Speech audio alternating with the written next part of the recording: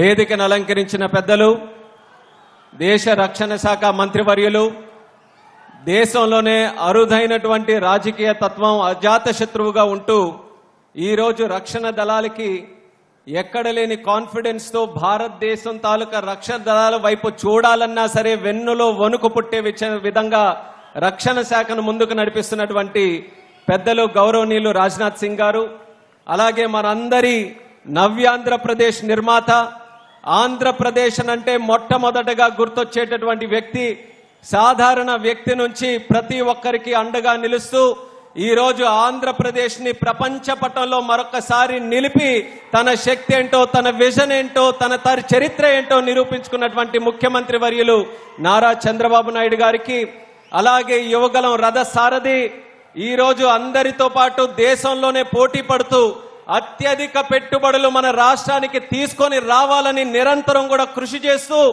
అంచెలంచెలుగా ఈ 2 సంవత్సరాల్లో లక్షల ఉద్యోగాలు మన రాష్ట్రానికి తీసుకొని వచ్చినటువంటి యువ నాయకుడు సోదరులు నారా లోకేష్ అన్న గారికి, వేదికలను అలంకరించినటువంటి మంత్రివర్యులు అనగాని సత్యప్రసాద్ గారు, సత్య యాదవ్ గారు, సవితమ్మ గారు, టీజీ భరత్ గారు, అలాగే మన భారత్ ఫోర్జ్ నుంచి విచ్చేసినటువంటి మన బాబా కళ్యాణి గారు, వేదికను ఎంతో మంది అతిరథ మహారథులు అందరూ కూడా విచ్చేశారు. వాళ్ళందరితో పాటు మా అనంతపురం జిల్లా పుట్టపర్తి ప్రజానికానికి, సోదర సోదరిమల్లికి, మా అక్కలకి, చెల్లెలకి, అన్నలకి, తమ్ముళ్ళకి అందరికీ కూడా మరొకసారి నా హృదయపూర్వకమైనటువంటి నమస్కారాలు తెలియజేసుకుంటున్నాను. ఎంతో ఆనందంగా ఉంది. గతంలో రాయలసీమ అన్నా, అనంతపూర్ అన్నా, పుట్టపర్తి అన్నా రాళ్ళు రప్పలు అనేవారు. అటువంటి అనంతపురంలో మన పుట్టపర్తిలో ఈరోజు ఫ్లైట్లు, ఈరోజు ఎంకా లాంటి ప్రాజెక్టులు, అలాగే ఇందాక అన్న చెప్పినట్టు కియా, ఒక పక్కన బుల్లెట్లు, మరొక పక్కన డ్రోన్లు తిరుగుతున్నాయనంటే పుట్టపర్తి తాలూకా రూపురేఖలు మార్చేటటువంటి ప్రభుత్వం మన ఎన్డీఏ ప్రభుత్వం అని ఎంతో గర్వంగా తెలియజేసుకుంటున్నాను. పుట్టపర్తి అనంటే మరొకటి మనకు గుర్తు వచ్చేది భగవాన్ శ్రీ సత్యసాయిబాబా గారు. ఆయన చేసినటువంటి కృషి వల్ల పుట్టపర్తి ప్రపంచంలోనే శాంతికి ఒక ఆధ్యాత్మిక కేంద్రంగా ఉంది. కానీ శాంతి కూడా 2 రకాలు. మనశ్శాంతి, ఇంటర్నల్ పీస్, అంతర్గతంగా ఉన్నటువంటి శాంతి కోసం ఆ రోజు భగవాన్ శ్రీ సత్య సాయిబాబా గారు ప్రశాంతి నిలయం కట్టి ప్రపంచంలో ఉన్నటువంటి వ్యక్తులు శాంతిని కోరుకుంటూ వస్తే దానికి ఒక కేంద్రంగా పుట్టపర్తిని చేశారు. ఆ శాంతి మనశ్శాంతితో పాటు మరొక శాంతి కూడా ఉంది, శాంతి భద్రత.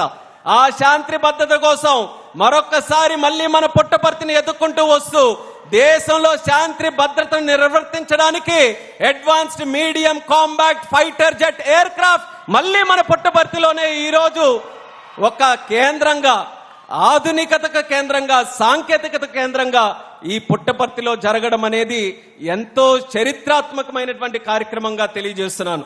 ఎన్నో ప్రాజెక్టులు మనం తీసుకొని వచ్చాం. ప్రాజెక్టులు తీసుకొని రావడం ఒక కష్టపని పైన అయినా సరే కన్విన్స్ చేసుకుంటూ రాష్ట్రం అనేక రకాలుగా వాళ్ళందరికీ కూడా ఇన్సెంటివ్స్ ఇస్తూ తీసుకొని రావచ్చు. కానీ డిఫెన్స్ లో ఒక ఇన్వెస్ట్మెంట్ రావాలనంటే అంత సాధారణంగా రాదు. ఎలా అయితే మన పెద్దలు ఒక పెళ్లి చేయాలనంటే 7 తరాలు ఇటు 7 తరాలు అటు చూడాలంటారో, ఒక డిఫెన్స్ ప్రాజెక్ట్, శాంతి భద్రతలకు సంబంధించిన, దేశ రక్షణకి సంబంధించిన ఒక ప్రాజెక్ట్ రావాలనంటే ఆ ప్రాంతం తాలూకా తరతరాలు అక్కడ ఉన్నటువంటి ఒక ఇన్వెస్ట్మెంట్ మోటివ్ మీద చూడాలి. కానీ ఈరోజు మన ఆంధ్రప్రదేశ్ రాష్ట్రానికి ఇంత పెద్ద ప్రాజెక్టు మన రాయలసీమకి ఈరోజు వచ్చిందనంటే తరాలు తరరాత మార్చేటటువంటి చంద్రబాబు నాయుడు గారిని చూసి రోజు వచ్చిందని కూడా ప్రజలందరికీ కూడా తెలియజేస్తున్నాను. ఆ యొక్క విప్లవం మన రాష్ట్రంలో మళ్ళీ ఒక బ్రాండ్గా ఆంధ్రప్రదేశ్ రాష్ట్రాన్ని తయారు చేసి ఈరోజు బ్రహ్మాండంగా ముందుకు నడిపిస్తున్నారు. ఈరోజు అనంతపూర్ని చూస్తే ఆనందంగా ఉంది. అనంతపూర్తో పాటు మా ఉత్తరాంధ్ర ప్రాంతం, మా శ్రీకాకుళం జిల్లా వరకు ప్రతి ఒక్క జిల్లాలో ఎంచుకొని అక్కడ స్థానికంగా ఉన్నటువంటి బలాలేంటో చూసుకొని ప్రపంచంలో ఉన్నటువంటి ప్రాజెక్టులన్నీ మన ఆంధ్రప్రదేశ్ రాష్ట్రానికి వస్తున్నాయి. దేశంలో వచ్చే పెట్టుబడుల్లో 25.3% కేవలం ఒకే ఒక్క రాష్ట్రం మన ఆంధ్రప్రదేశ్ రాష్ట్రంలోనే వస్తుందనంటే డబుల్ ఇంజిన్ సర్కార్, ప్రధానమంత్రి గారు నరేంద్ర మోదీ గారు, చంద్రబాబు నాయుడు గారు, అలాగే పవన్ కళ్యాణ్ గారు, వీళ్ళు ముగ్గురు తాలూకా కలయికతో నడుస్తున్నటువంటి డబుల్ ఇంజిన్ సర్కార్ ఎంత వేగంగా బలంగా పనిచేస్తుందో ప్రజలు మరొకసారి గమనించాలని కూడా ఈ సందర్భంగా తెలియజేసుకుంటున్నాను. అలాగే ఈ ప్రాజెక్ట్ కి ప్రత్యేక ఆశీర్వాదం రాజ్నాథ్ సింగ్ గారు కూడా అందించారు. ఆయన చేతుల్లో ఉన్నటువంటి ప్రాజెక్ట్ ఇప్పుడే అన్న చెప్పినట్టు చంద్రబాబు నాయుడు గారు రిక్వెస్ట్ చేస్తే ఆ రిక్వెస్ట్ చేసిన తర్వాత మరి భరత్ గారు కానివచ్చు, మన అధికారులు కానివచ్చు, అలాగే ఒక పక్కన నేను కూడా దీనికోసం ప్రయత్నం చేస్తూ ఎప్పుడు మేము వెళ్ళి సార్ ఆమ్కా ప్రాజెక్ట్ మీరు ఎక్కడ పెట్టాలన్నా మొట్టమొదటిగా మా ఆంధ్రప్రదేశ్ డిసైడ్ చేయండి, మా పుట్టపర్తిలో మీరు పెట్టండి, అక్కడ మాకు కూడా ఒక ఎయిర్పోర్ట్ ఉంది, దానికి సంబంధించి ఎయిర్ స్పేస్ తాలూకా ఏ కార్యక్రమం ఉన్నా సరే మా వంతు మేము ఫుల్ ఫ్లెడ్జెడ్ గా సపోర్ట్ చేస్తామని చెప్తే ఆయన కూడా చాలా పాజిటివ్ గా తీసుకొని మరొక ప్లేస్ ని కూడా ఎక్కడా రానివ్వలేదు. కొన్ని సందర్భాల్లో కేంద్ర ప్రభుత్వం కూడా కొన్ని ఆప్షన్స్ పెట్టుకుంటాయి. ఉత్తర భారతంలో అయితే ఇది, లేకపోతే ఈస్ట్ లో వెస్ట్ లో ఇలా పెట్టుకోవాలని అంటే కొన్ని నగరాలు, కానీ సింగిల్ షాట్ గా రైట్ రాయల్ గా మన రాయలసీమలో ఈ సీమాంధ్ర ప్రాంతంలో ఇక్కడ తీసుకొని పెట్టారనంటే దానికి ప్రత్యేకంగా రాజ్నాథ్ సింగ్ గారికి కూడా మన ప్రాంత వాసుల తరపున, తెలుగు వారు అందరి తరపున కూడా అభినందనలు తెలియజేసుకుంటున్నాను. ఒక పక్కన ఆమ్క్రా ప్రాజెక్ట్, దానితో పాటు కొన్ని డిఫెన్స్ ప్రాజెక్ట్స్, దీనితో పాటు మా మంత్రాలయానికి సంబంధించినటువంటి డ్రోన్ ప్రాజెక్ట్ కూడా ఈరోజు కర్నూలులో మన రాయలసీమలో రావడం ఎంతో ఆనందంగా ఉంది. మొట్టమొదటగా కేంద్ర మంత్రిగా అయిన తర్వాత ఆంధ్రప్రదేశ్ రాష్ట్రంలో ఏదో ఒక కార్యక్రమం మినిస్ట్రీ ఆఫ్ సివిల్ ఏవియేషన్ నుంచి చేయాలని చంద్రబాబు నాయుడు గారితో డిస్కస్ చేస్తే ఆ రోజు డ్రోన్స్ మన భారతదేశానికి, ప్రపంచానికి టెక్నాలజీలో ఫ్యూచర్ డ్రోన్స్, అలాంటి డ్రోన్స్ కి మనది క్యాపిటల్ కావాలని చెప్పి ఆ డ్రోన్ సమ్మిట్ ని విజయవాడలో మొట్టమొదటిగా మనం ఆర్గనైజ్ చేసుకున్నాం. ఆ రోజు డ్రోన్స్ సంబంధించినటువంటి కంపెనీలన్నీ కూడా వచ్చి వాళ్ళ ప్రాజెక్ట్స్ ఎక్స్ప్లెయిన్ చేస్తే చంద్రబాబు నాయుడు గారు కూడా ఈ ఇండస్ట్రీ మీద విశ్వాసంతో దేశంలో మొట్టమొదటిసారి డ్రోన్ సిటీ ప్రకటించింది కూడా మన ఆంధ్రప్రదేశ్, మన ముఖ్యమంత్రి చంద్రబాబు నాయుడు గారు.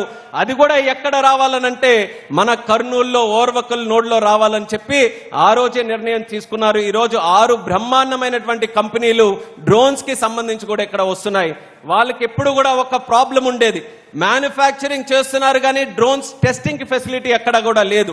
అందుకనే వాళ్ళను కూడా కర్నూలు ఎయిర్పోర్ట్ తో కనెక్ట్ చేస్తూ first time in the country sand box facility drone testing కూడా మన ఆంధ్రప్రదేశ్ లో కర్నూలు ఎయిర్పోర్ట్ లో ఈ యొక్క డ్రోన్ సిటీని కనెక్ట్ చేసుకుంటూ మొదటిసారి మనం చేయబోతున్నాం. భవిష్యత్తులో డ్రోన్ శక్తి మిషన్, ఎందుకనంటే ప్రధానమంత్రి నరేంద్ర మోదీ గారికి కూడా ఇది చాలా ఫేవరెట్ అండ్ ఇంపార్టెంట్ సబ్జెక్ట్.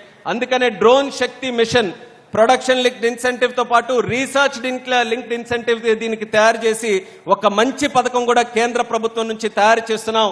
దాంట్లో డ్రోన్స్ కి సంబంధించి భవిష్యత్తులో పెట్టుబడులు పెట్టడానికి ఎన్నో అవకాశాలు ఉన్నాయి.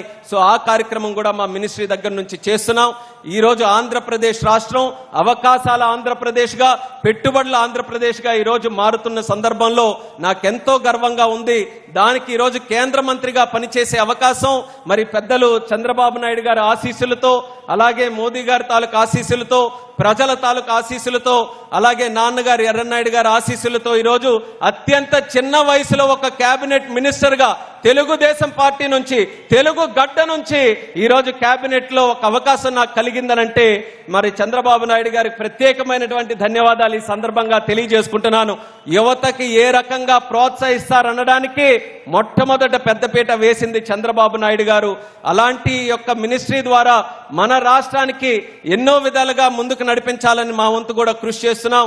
ఎయిర్పోర్ట్లు అదనంగా నిర్మించాలని, కనెక్టివిటీని ప్రోత్సహించాలని ఈ రోజు మనకున్న ప్రధానమైన 3 ఎయిర్పోర్ట్లు వైజాగ్, అలాగే విజయవాడ, అలాగే తిరుపతి, ఈ 3 కేంద్రాల నుంచి కూడా ఇంటర్నేషనల్ ఫ్లైట్ స్టార్ట్ చేయాలని ఎంతో కాలం నుంచి కృషి చేస్తూ విశాఖపట్నం నుంచి అబుదాబికి ఫ్లైట్ స్టార్ట్ చేశాం.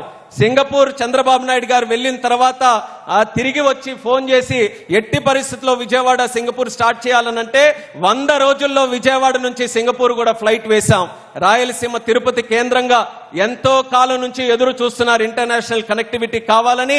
అతి త్వరలోనే తిరుపతి నుంచి కువైట్ కూడా ఫ్లైట్ వేసి రాయలసీమ కూడా ప్రపంచ పటంలో పెడతామని ఈ సభాముఖంగా తెలియజేస్తున్నాను. అదనంగా కనెక్టివిటీ కూడా ఇస్తాం. 2023 నుంచి 24 సంవత్సరంలో రాష్ట్రంలో సుమారు 52 మంది ప్రయాణికులు ఉండేవారు. అది మన ప్రభుత్వం వచ్చిన తర్వాత, ఎన్డీఏ ప్రభుత్వం వచ్చిన తర్వాత 24-25లో ఆ 52 కాస్త 59 లక్షల మంది ప్రయాణికులకి తయారు చేశాం. మళ్ళీ ఈ సంవత్సరంలో, గడిచిన సంవత్సరంలో 59 నుంచి 62.3 లక్షల మందికి ప్రయాణికులను మన రాష్ట్రంలో మనం తయారు చేసుకున్నాం. అంటే అంచెలంచెలుగా ఎయిర్ ట్రావెలర్స్ కూడా మన రాష్ట్రంలో పెరుగుతున్నారు. మళ్ళీ భవిష్యత్తులో మరింత పెరగడానికి మినిస్ట్రీ ఆఫ్ సివిల్ ఏవియేషన్ నుంచి పూర్తి సహాయ సహకారాలు అందిస్తాం. రాయలసీమకి ప్రత్యేకంగా ఒక వెనుకబడినటువంటి ప్రాంతంగా ఎంతో కాలం నుంచి ఇక్కడ ముద్ర వేశారు, మా ఉత్తరాంధ్రకు కూడా అలాగే ముద్ర వేశారు. కానీ ఈరోజు పెద్ద పెద్ద నగరాలు మనల్ని చూసి అసూయ పడుతున్నాయి.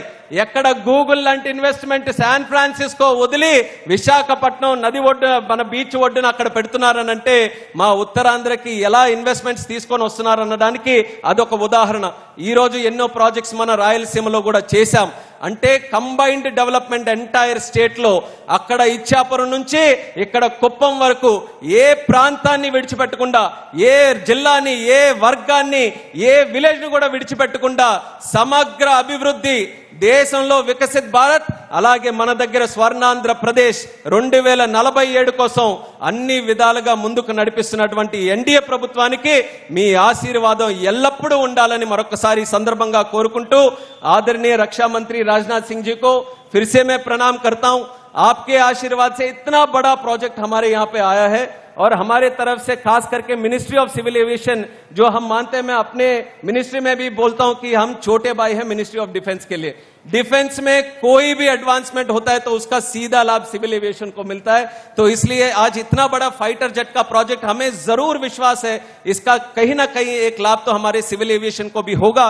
और खास करके ये हमारे आंध्र प्रदेश में, हमारे रायलसीमा हुआ, इसके लिए बहुत बहुत आभारी हैं आपके और केंद्र सरकार के.